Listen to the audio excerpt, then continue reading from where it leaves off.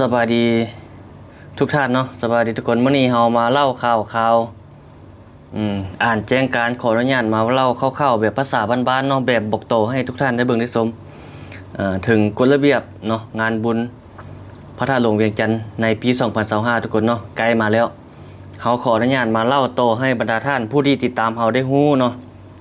ข้อห้ามข้อกำหนดต่างๆอยู่ในงานบุญเนาะตามแจ้งการของขั้นถึงเพิ่นว่าเฮาไปงานบุญเพิ่นห้ามหยังได้มีหยังได้กฎระเบียบในการเฮ็ดบุญอยู่ในขอบเขตบริเวณบุญท่าหลวงเนาะในเนื่องในโอกาสปีนึงมีเท่านึงเนาะเฉลิมฉลองบุญนมัสการพระธาตุหลวงเวียงจันทร์ทุกคนเพิ่นจัดทุกปีเนาะเป็นปางานบุญใหญ่ระดับ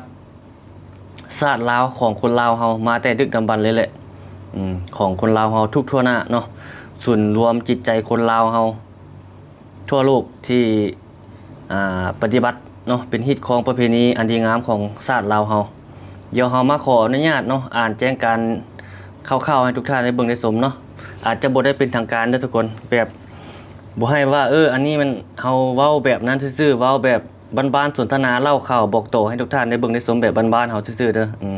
เป็นข้อคิดข้อให้เวลาเอาไปเที่ยวงานบุญเพิ่นมีห้ามอย่างเด้หั่นนะเฮาให้ฮู้ประมาณนี้ซื่อๆเนาะเดี๋ยวเฮามาอ่านแจ้งการเพิ่นเนาะทุกคนเนาะออกมาแล้วเนาะระเบียบบุญพระหลวงปีนี้เดี๋ยวมาเบิ่งตามแจ้งการของเพิ่นนี้เนาะเขาขออนุญาตอ่านเนาะนี่อิงตามแจ้งการฉบับเลขที่593จนวลงวันที่9ตุลา2025ของเจ้าของนครหลวงเวียงจันทร์เกี่ยวกับกฎระเบียบว่าด้วยการคุ้มครองงานบุญนมัสการพระธาตุหลวงเวียงจันทร์เนาะวางแสดงสินค้าพศ2568เพิ่งงานบุญเพิ่นจะเริ่มวันที่1หาวันที่5พฤศจิกายนประจำปี2025เนาะมีหลายข้ออยู่เดี๋ยวเฮามาอ่านข้อที่1นำเดียวเนาะทุกคนข้อที่1เนาะเพิ่นมีข้อห้ามอยู่ว่าห้ามขายและนำเอาสิ่งเสพติดดื่มสิ่งมึนเมาลิ้นการพนันและอาละวาดตีกันอาวุธมีดงาวหน้ากระถุนใส่แอวหัวใหญ่และสนับมือสิ่งของลอกเลียนแบบสินค้าลามกอนาจารและสินค้าที่ผิดกฎหมายเข้ามาในงานและวางขายภายในงานบุญอย่างเด็ดขาดอันนี้เป็นข้อที่1เนาะประมาณนั้นบัดนี้เราไปข้อที่2เพิ่นห้ามอยู่ว่าห้ามโฆษณาขายสินค้าเกินความเป็นจริงบ่อนุญาตนุ่งเครื่องลามกอนาจารเข้าในงานบุญอันนี้เป็นข้อที่2เนาะทุกคนบัดนี้เราไปข้อที่3จะมีข้อห้ามอยู่ว่าห้ามเทสินค้า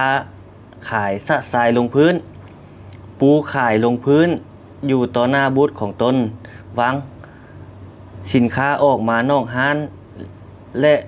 ซื้อขายสินค้าเป็นเงินตราต่างประเทศเด็ดขาดเนาะอันนี้เป็นข้อห้ามข้อที่3ความหมายการเทลงพื้นก็คือบ่ให้เทออกสะทรายมันบ่งามหั่นเนาะแล้วก็บ่ให้ปูเทลงต่อหน้าบูธที่เฮาเช่าขายหั่นอันข้อที่3นี่นะบ่ให้มันกายขอบเขตที่เฮาไปเช่าเป็นล็อกหั่นนะและการซื้อขายก็ห้ามติดเป็นราคาเงินต่างประเทศเนาะให้ซื้อขายเป็นเงินกีบลาวอย่างประมาณนี้เนาะอันนี้เป็นข้อที่3ข้อห้ามข้อที่3เนาะบัดนี้เราไปข้อห้ามข้อที่4ทุกคนเนาะอันนี้เป็นข้อห้ามข้อที่4ห้ามอยู่ว่าห้ามบุคคลนิติบุคคลวัดสำนักงานองค์การปกครองบ้านวางสิ่งกีดขวางการสัญจรสถานที่วางสินค้า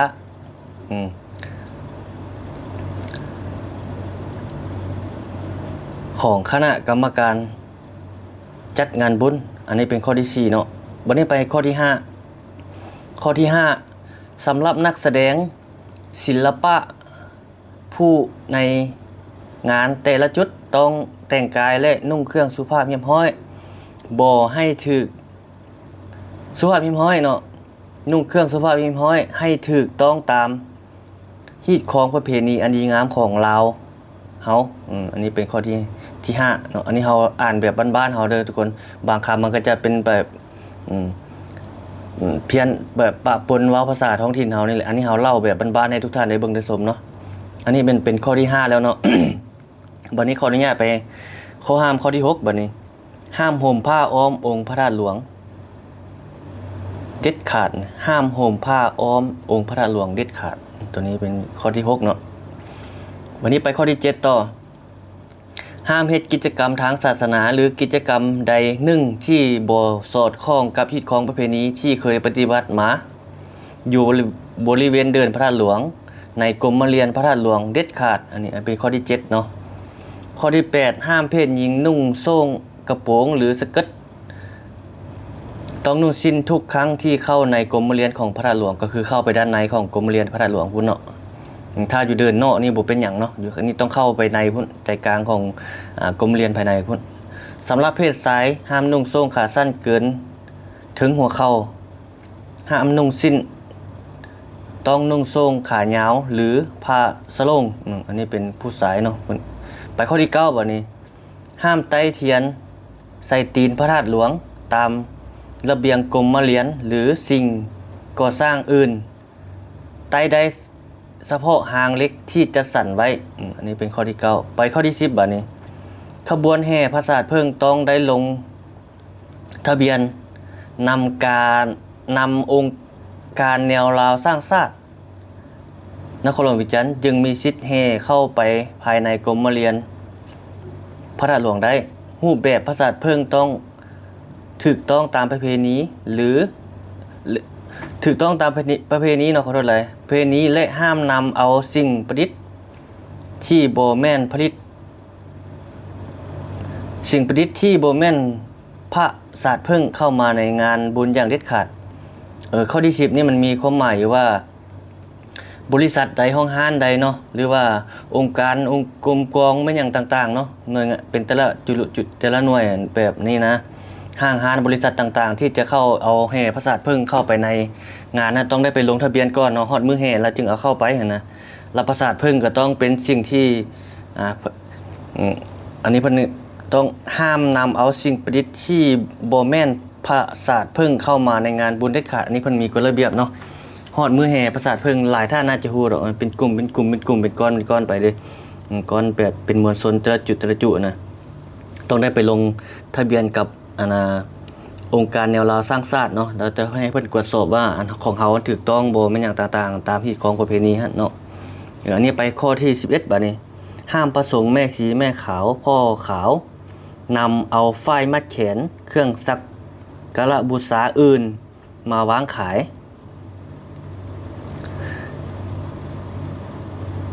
มาวางเฮ็ดกิจกรรมทั้งอันนี้เขาอนุญาตอ่านใหม่ทุกคนอันข้อที่11นี่นะนี่เพิ่นห้ามพระสงฆ์แม่ชีแม่ขาวพ่อขาวนำเอาฝ้ายมัดแขนเครื่องสักการะบูชาอื่นมาวางเฮ็ดกิจกรรมทั้งพิธีทางศาสนาอยู่อ้อมรอบขอบเขตหัวด้านหน้าของกรมเรียนเด็ดขาดเนาะอันนี้เป็นข้อที่11เด้อไปข้อที่12บัดนี้ห้ามสวยโอกาสขึ้นราคาค่าเช่าค่าบริการตามลำพังการเป็นนายหน้าจับจองห้องขายสินค้าและบริการเพื่อเก็งกำไรเด็ดขาดอันนี้มันสวยโอกาสแบบจองพื้นที่แล้วขายฮะเนาะเอามาแล้วก็ขายคนอื่นฮะอันนี้นะสถานที่เพิ่นให้จับให้จองเช่าขายเครื่องขายของฮะข้อที่12วันนี้เราไปข้อที่13 ข้อที่13นี้ห้ามนำเอาเครื่องเสียงขนาดใหญ่ที่มีความดังเกิน85 ดีซิเบลเข้ามานำใช้โดยบ่มีใบอนุญาตถ้าพบเห็นจะถูกปรับใหม่เครื่องละ10 ล้านบ่นี่เดียวกันหน่วย10ร้อยพันหมื่นแสน10 ล้านบ่เนาะถ้าพบเห็นเพิ่นจะปรับใหม่เนาะตัวนี้เนาะถ้าผู้ใดใช้เครื่องเสียงดังเกิน85 ซีรีเบลจะต้องได้ขออนุญาตเพิ่นก่อนเพิ่นจึงให้เปิดไปข้อที่14บัดนี้อันนี้มันเป็น10 ล้านที่ข้อที่13นี่มึงเครื่องเสียงนี่ถ้าเอาระเบิดนะ1 2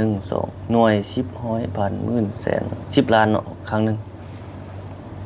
ไปข้อที่14บัดนี้กิจกรรมทางด้านวัฒนธรรมการท่องเที่ยวเช่นขายอาหารเครื่องดื่มที่มีดนตรีเครื่องเสียงอยู่ขอบเขตบริเวณงานบุญต้องได้มาขออนุญาตนำแผนกวัฒนธรรมและการท่องเที่ยว อนุกรรมการการคุ้มครองวัฒนธรรมเนาะต้องได้ขออนุญาตเพิ่นขายเครื่องขายของขายหยังอยู่ในงานบุญนั่นแหละข้อที่14นะเขาจะไปตั้งบูธตั้งหยังขายเครื่องขายของต้องไปขอนำเพิ่นเป็นอย่างประมาณนี้นะไปข้อที่15เนาะบัดนี้ห้ามบ่ให้นำเอาคนต่างประเทศมาโฆษณาสินค้าอยู่บรรดาร้านค้าบูธวางแสดงสินค้าและเวทีอื่นๆยกเว้นบรรดานครประเทศเพื่อนมิตรที่ถูกเชิญเข้าร่วมข้อที่15ไปข้อที่16บัดนี้บรรดาร้านค้าจำหน่ายและโฆษณาสินค้าทุกประเภทในขอบเขตบริเวณงานบุญพระธาตุหลวงห้ามแจกแผ่นพับโฆษณาสินค้าหรือโฆษณาสินค้าและสร้างสิ่งเศษเหลือขี้เหงื่อสะสายเนาะอันนี้แผ่นพับใบปลิวมันอย่างต่างๆนั่นแหละที่มันเป็นเศษแล้วก็จับให้แจกไปแล้วก็ทิ่มสะทิ่มทรายไปนะเพิ่นบ่ให้เฮ็ดแล้วเนาะบัดนี้ไปข้อที่17บัดนี้ห้ามเปิดร้านบูธวางแสดงสินค้าในขอบเขตเดินสนามหลวงพระธาตุหลวงบริเวณอ้อมรอบกายเวลา 23:00 นเด็ดขาดเนาะนี่หมายความว่าข้อที่17นี่เพิ่นบ่ให้เปิดร้านเปิดหยังกาย 23:00 นหั่นเนาะก็คือ 11:00 นให้ปิดเนาะมันมีย่อหน้านี่ย่อหน้าที่1นี่บุคคลนิติบุคคลหรือภาคส่วนใดที่ฝ่าฝืนกฎระเบียบฉบับนี้และข้อกำหนดที่ได้วางออกจะถูกกล่าวเตือนศึกษาอบรมกรณีสถานเบาปรับใหม่และปฏิบัติวินัยตามสถานนักหรือเบาของความผิดและตามระเบียบกฎหมายของรัฐในกรณีละเมิดกฎหมายระเบียบเนาะอันนี้ในกรณีละเมิดกฎระเบียบข้อกำหนดร้ายแรงแม้นจะบ่มีการกล่าวเตือนเจ้าหน้าที่สามารถเข้าจัดตั้งปฏิบัติได้เลยอันนี้เป็นข้อห้ามที่กรณีผู้ที่ละเมิดเนาะทุกคนมันนี่มาย่อหน้าที่2ของข้อที่17เนาะย่อหน้าที่2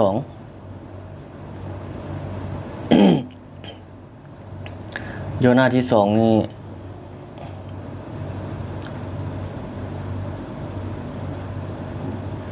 ทุกคนต้องเป็นเจ้าการเฮ็ดเวียกป้องกันความสงบนับถือกฎระเบียบฉบับนี้อย่างเข้มงวดถ้าผู้ใดละเมิดข้อห้ามใด1แม่นจะถูกปรับไหมแต่500,000 กีบ50 ล้านกีบอันนี้เนาะแล้วแต่กรณีนักเบาหรือกักตัวสืบสวนตามสถานความผิดเนาะย่อหน้าที่3ถ้าพบเห็นบุคคลนิติบุคคลที่ละเมิดต่อระเบียบดังกล่าวนี้ขอให้แจ้งต่อคณะรับผิดชอบงานบุญหรือเจ้าหน้าที่เกี่ยวข้องอยู่ภายในงานบุญและผ่านกรรมการย่อหน้าสุดท้ายต่อผู้มีผลงานจะได้รับการย่องยอชมเชยจากคณะกรรมการจัดงานอย่างสมเกียรติเนาะเอาประมาณนี้ทุกคนเนาะงานบุญพระธาตุหลวงเวียงจันทน์อันนี้เฮามาเล่ากล่าวขานบอกโตให้บรรดาท่านได้เบิ่งได้ชมได้ฮู้เนาะคร่าวๆประมาณนี้เนาะข้อระเบียบข้อห้ามต่างๆเนาะก็คือคล้ายๆคือปีผ่านมาหั่นแหละทุกคนเนาะก็แล้วบางอย่างเพิ่นก็ปรับปรุงให้มันดีขึ้นมาเนาะอันนี้ก็ถือว่าหลายคนหลายท่านก็น่าจะปฏิบัติให้มันได้สอดคล้องตามฮิตของประเพณีของบ้านเฮาหั่นแหละหลายคนก็น่าจะฮู้ละเนาะอันใดเป็นอันใดนะเพิ่นนี่จะจัดอยู่ใน5มื้อว่ามื้อนี้แต่เขาจะเริ่มลิ้นจะเริ่มแต่นั้นไปที่นี่ปีนี้เพิ่นออกมานี่เป็นอันนั้นนี่บุญนมัสการพระธาตุหลวงเวียงจันทน์ที่1-5 พฤศจิกายน 2025เนาะ5มื้อว่ะเนาะประมาณนี้มื้อเพิ่นเปิดน่าจะเป็นวันที่1ฮะแล้วก็ลิ้นไปจนฮอดวันที่5เอาคลิปนี้ประมาณนี้เนาะทุกคนเนาะหลายคนหลายท่านก็น่าจะฮู้ละงานบุญพระธาตุหลวงเวียงจันทน์นะเพิ่นก็ปฏิบัติมาหลายๆปีละบ่แม่นหาก็มาจัดปีนี้ได้ทุกคนเนาะปฏิบัติสืบต่อสืบสานมาแต่รุ่นปู่รุ่นทวดตั้งแต่มีชาติลาวเฮาเพิ่นมาแหละ ปฏิบัติสืบทอดมาต้นต่อรุ่นต่อรุ่นเฮาเป็นรุ่นใหม่นี่ก็สืบต่อสืบสานรักษาฮีตของประเพณีวัฒนธรรมที่เป็นเอกลักษณ์ของชาติลาวเฮาไว้เนาะช่วยเดียวทุกคนอันนี้ล่ะทุกคนคนลาวเฮาหมดทุกคนเนาะอยู่ใส่อยู่ไกลทุกจุดทุกแจของทั่วโลกนี่แหละอันใดเป็นเชื้อชาติลาวคนลาวแล้วแม่นอันเดียวกันเนาะอันนี้แล้วมันเป็นสิ่งที่ดีเนาะรักษาฮีตของประเพณีวัฒนธรรมคู่บ้านคู่เมืองของเฮาเอาขอบใจทุกท่านเนาะเฮาเว้ากล่าวขานให้ทุกท่านได้เบิ่งได้ชมเป็นบ้านๆแบบนี้เนาะถ้าท่านได้อยากรู้ข้อมูลรายละเอียดเป็นทางการ ก็สามารถเข้าไปอ่านในเพจในแจ้งการของเพื่อนได้เนาะทุกคนเนาะเพื่อความกระจ่างแจ้งอันนี้เฮามาเล่าต่อขานบอกโตแบบภาษาบ้านๆให้เข้าใจไปนิดนึงแบบนี้ก็